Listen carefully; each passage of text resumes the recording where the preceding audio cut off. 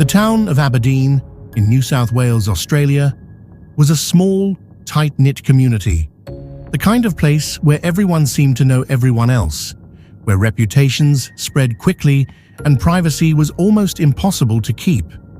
Nestled in the Upper Hunter Valley, Aberdeen was surrounded by rolling green pastures and livestock farms.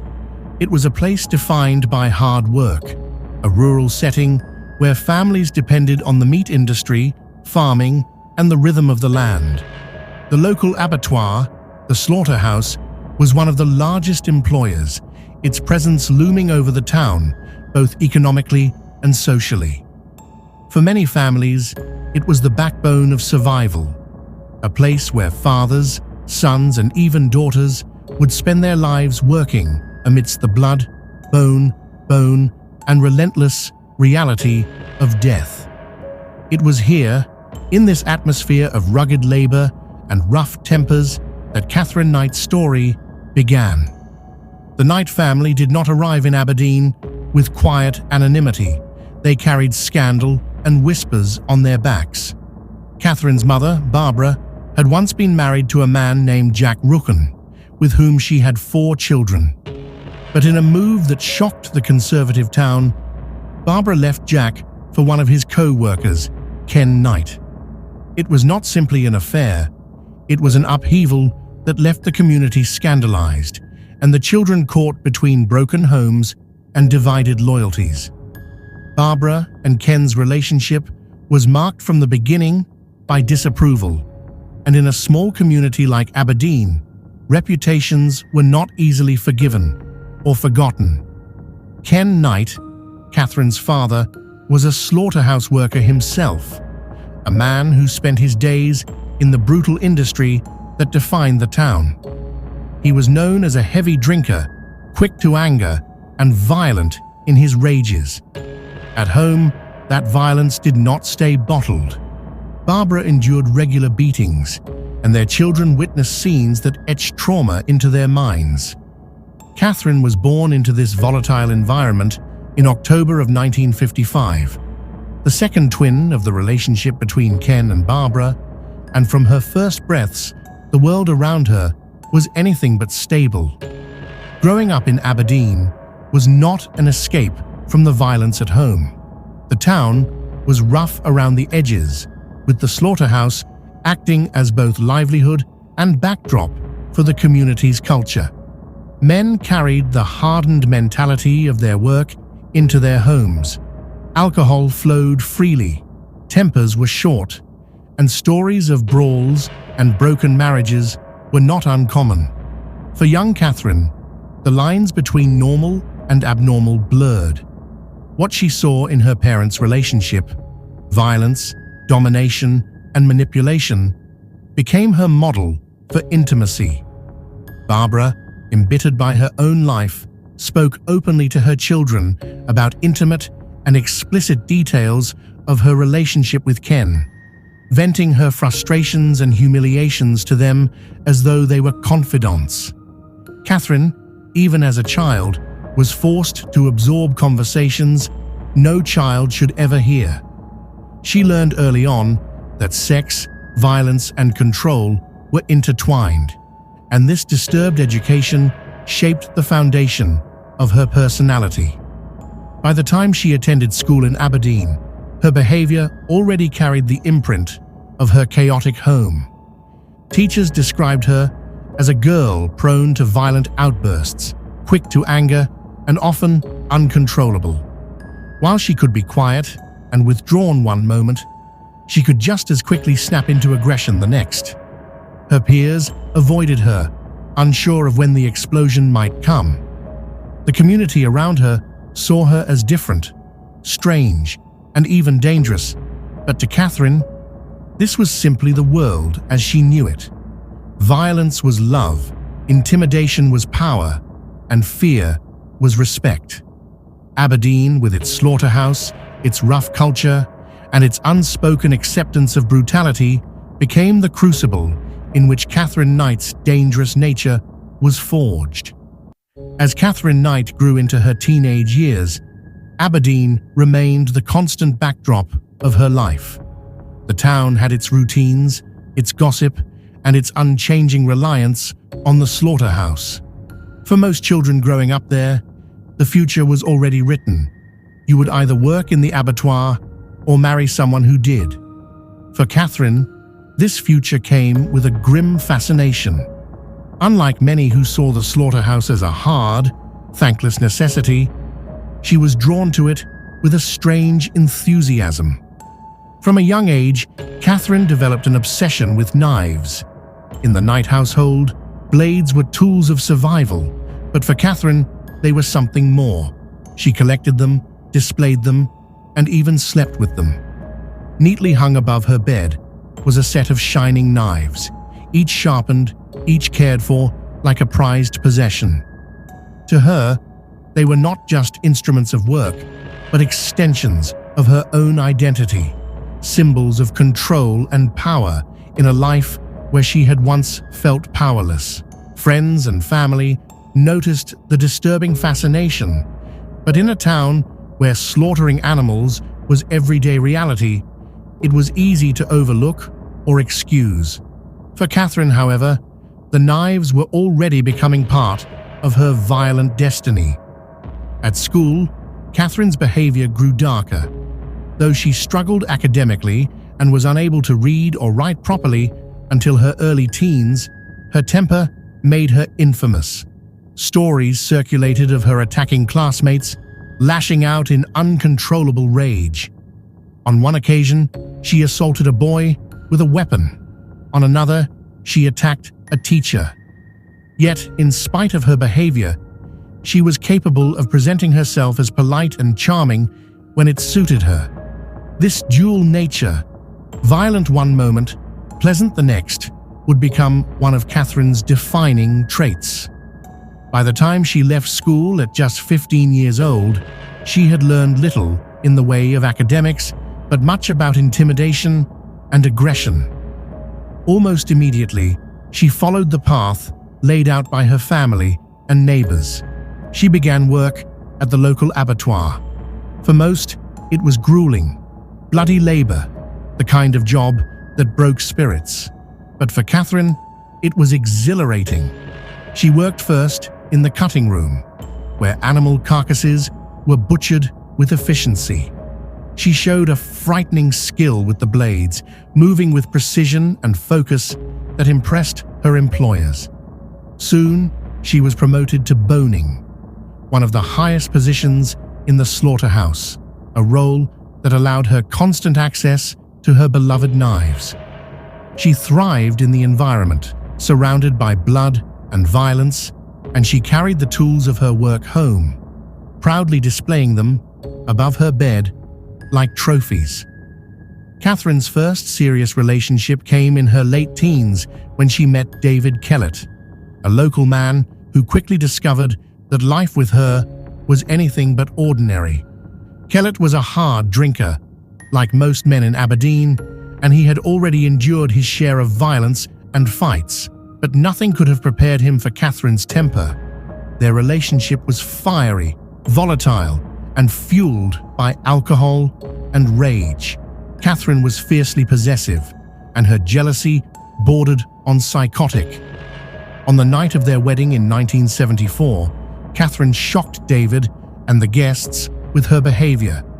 At the reception, she assaulted him, furious that he had fallen asleep after having intercourse only once. She screamed that she had expected multiple rounds on their wedding night, and when he failed to deliver, she attacked him violently. It was only the first in a long series of terrifying assaults. Friends and family warned David, but he stayed, fearful of what she might do if he tried to leave. The marriage quickly spiraled into chaos. Katherine was known to strangle, punch, and threaten David on a regular basis. Once, while pregnant with their first child, she attacked him with a frying pan, striking him so hard that he collapsed. Another time, she slashed his face with a knife during an argument. Her rage seemed uncontrollable, and her obsession with knives grew ever darker. David lived in constant fear, But he also knew the small town would offer little escape. Katherine had a reputation, and anyone who crossed her risked her wrath. In 1976, Katherine gave birth to their daughter Melissa, but motherhood did nothing to calm her temper. Instead, the violence escalated. One chilling incident revealed just how dangerous she had become. After an argument, she placed the infant on a railway track, leaving the baby there to die. Miraculously, the child was rescued by a man who happened to find her moments before a train came through. Katherine was later committed to a psychiatric hospital, but her stay was short, and soon she returned to Aberdeen as if nothing had happened. David finally fled the marriage, unable to endure the terror, but Katherine remained relentless, stalking him and threatening anyone she believed stood between them. Over the years, Katherine moved through several relationships, each marked by violence and abuse. She bore more children, but never changed her ways. Men were stabbed, beaten, or threatened. Police reports documented her attacks, but somehow she avoided serious punishment. Her reputation as dangerous grew, yet in Aberdeen, she continued to live and work, carrying her knives and her temper like weapons no one dared to confront. By the 1990s, Katherine's path would cross with John Price, a man respected in the community, known for his good nature and hard work. Friends described him as friendly, reliable, and well-liked.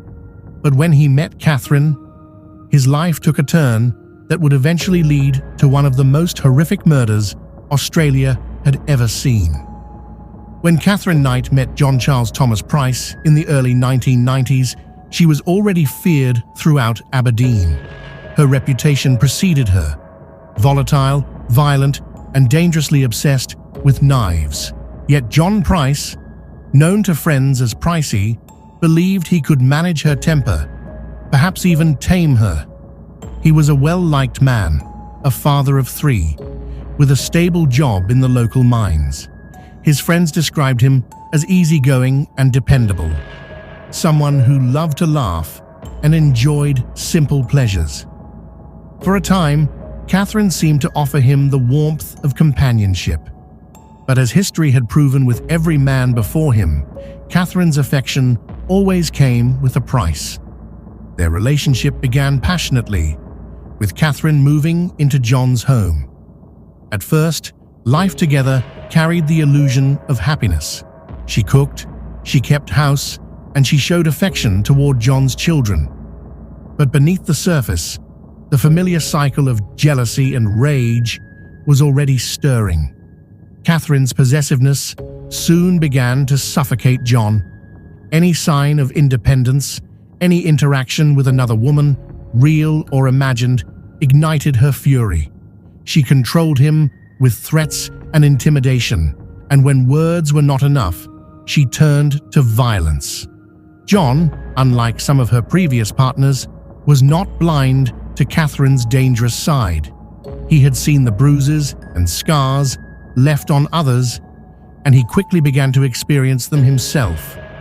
Arguments often ended with Katherine attacking him, sometimes with fists, sometimes with weapons. On one occasion, she stabbed him in the chest during a fight, a clear warning that she was capable of more. Despite this, John did not leave immediately. His children were settled in the home, and he hoped, perhaps foolishly, that things might improve. The people of Aberdeen watched with concern. Everyone knew Katherine's history. She had assaulted previous partners, threatened neighbors, and developed a frightening obsession with violence. Yet no one dared confront her directly. Katherine had become a figure of fear in the town, someone people spoke about in hushed tones, as though saying her name too loudly might invite her wrath. By the late 1990s, John's patience was wearing thin. He confided in friends and co-workers about Katherine's behavior, admitting that he was terrified of what she might do. His colleagues urged him to leave her, warning that she was dangerous, but John struggled to break free. Despite her outbursts, Katherine had a way of reeling him back in, alternating between violence and affection in a pattern that left him confused and trapped. Things came to a breaking point when Katherine and John argued over his refusal to marry her. Katherine wanted commitment, but John, fully aware of her violent past, refused. In retaliation, she took revenge in a way that struck at the core of his life. She filmed items he had stolen from work, medical kits that were freely available but technically company property, and sent the footage to his employer. John, a respected employee of 17 years, lost his job instantly. Furious and humiliated, he ended the relationship, throwing her out of his house. But Katherine was not a woman who accepted rejection. She returned again and again, begging, threatening, manipulating. John eventually allowed her back, but on his terms. He would not marry her, and he made it clear their relationship was only casual. Still, Katherine tightened her grip, determined to control him. By early 2000, John's fear had grown into a certainty. He told his friends, his children, and even the police that Katherine was going to kill him. His words were chillingly prophetic. Despite his terror, he continued to see her. Perhaps out of habit, perhaps out of a false sense of security that her threats would never cross into reality. But those close to him noticed his unease. He began sleeping with one eye open, hiding his knives and tools, and warning his children not to be alone with Katherine. The weeks leading up to March 2000 were filled with escalating tension. Katherine grew more unpredictable, her temper more explosive. On one occasion, she stabbed John's clothing, slashing it to pieces as he watched in horror. She told him bluntly, if he ever left her, she would kill him. Friends begged John to end the relationship permanently, to leave town if he had to. But John seemed trapped in Katherine's web. On February 29, 2000, John finally went to the magistrate's court and filed for a restraining order against Katherine, hoping the legal system could provide protection where his strength could not. He told his co-workers that if anything happened to him, it would be because of her. Those words, spoken almost casually, would soon become a haunting echo of what was to come. That night, John returned home, weary from work, knowing full well the danger that lingered in Katherine's anger. He went to bed, not realizing that within hours, his greatest fear, the fear he had confided in so many, was about to come true. March 1st, 2000 began like any other day in the small town of Aberdeen. But for John Price, it carried a sense of dread that he could not shake. In the days leading up to it, he had told friends, family, and even the authorities that Katherine Knight was going to kill him. He had gone as far as to take out a restraining order against her, a desperate attempt to keep her away. But Katherine was not the kind of woman who respected boundaries.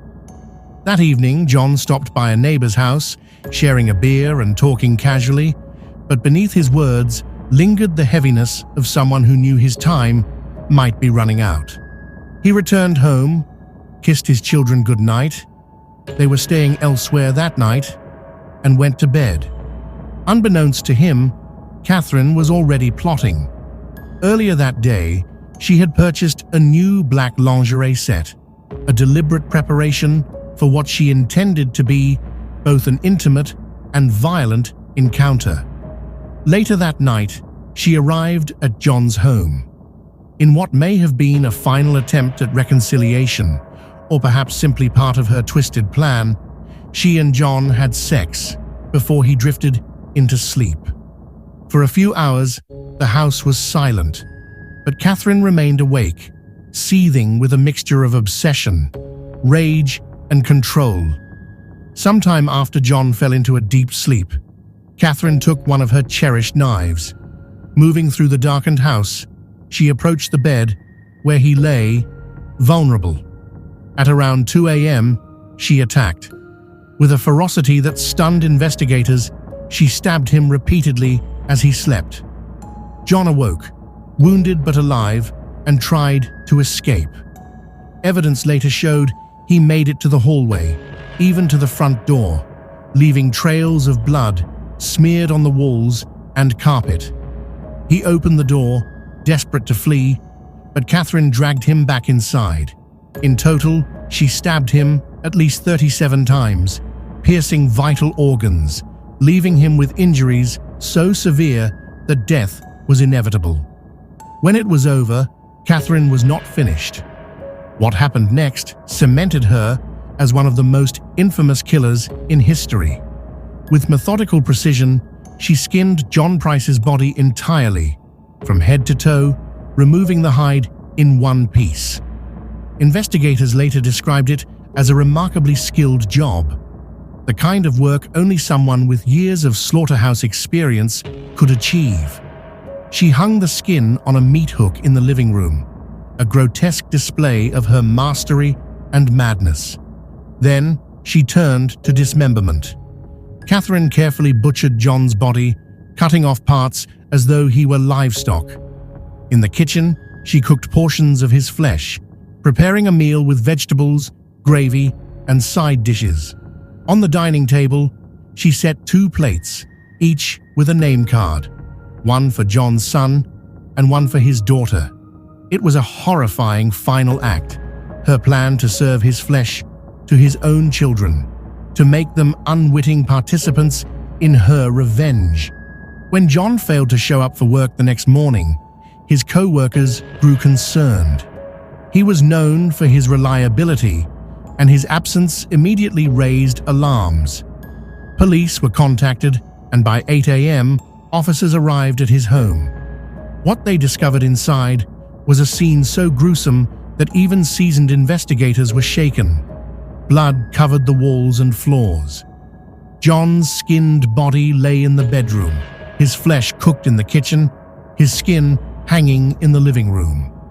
Katherine herself was found nearby, unconscious from what appeared to be a failed suicide attempt. She had taken pills in an effort to escape the consequences of her crime, but she survived. She was rushed to the hospital under police guard, and when she recovered, she showed little remorse for what she had done. The trial that followed shocked Australia and the world. The details of the murder were so brutal that jurors and witnesses required counseling. Katherine initially pled not guilty, but the overwhelming evidence forced her to change her plea to guilty. The court heard about her history of violence, her obsession with knives, and her escalating cruelty toward every partner she had ever had. For John Price's family, the trial was a nightmare replay of the terror he had endured in his final days. On November 8, 2001, Katherine Knight was sentenced to life imprisonment without parole, making her the first woman in Australian history to receive such a sentence. The judge described the crime as so horrific that parole was unthinkable. To this day, she remains behind bars, serving her time in Silverwater Women's Correctional Centre in New South Wales. For the people of Aberdeen, the case left scars that never healed. The small town, once known only for its slaughterhouse, became infamous as the home of one of the most gruesome murders the world had ever seen. John Price, remembered as a kind man, a good father, and a loyal friend, became the tragic victim of Katherine's violent legacy. Katherine Knight's story is a chilling reminder of how cycles of abuse, obsession, and unchecked rage can culminate